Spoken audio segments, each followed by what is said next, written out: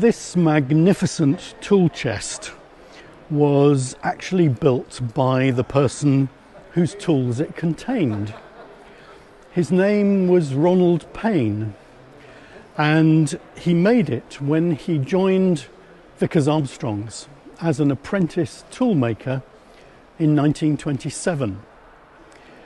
Now, young Ron, who was 14 years old at the time, which was the normal school leaving age, was fortunate in having his apprenticeship sponsored by two very famous Brooklands names, the designer Sidney Cam and the pilot Bob Handyside.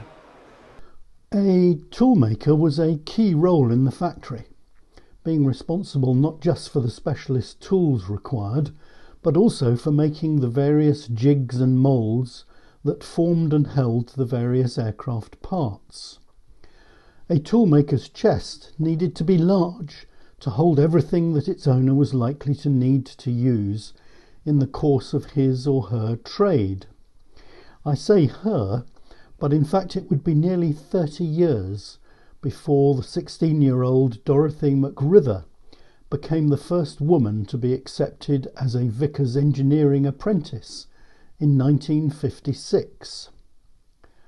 Both Dorothy and Ron went on to have impressive careers in aviation that built considerably on their apprenticeships.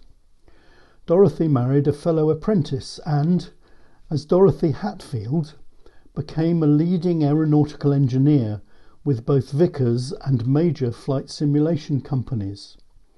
She also served as president of the Women's Engineering Society and was honoured with both an OBE and the Fellowship of the Royal Aeronautical Society.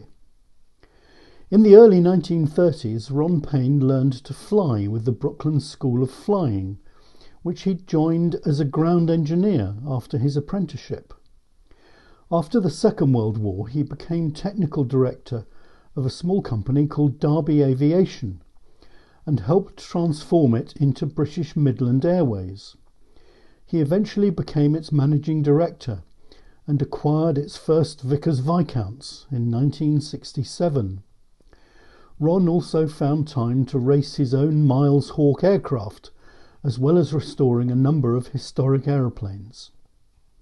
It is surely apt that the current partnership between the Brooklands Museum Trust and the Heritage Skills Academy is continuing to introduce young people to engineering on the same site where Dorothy McRither and Ron Paine learned their trades all those years ago.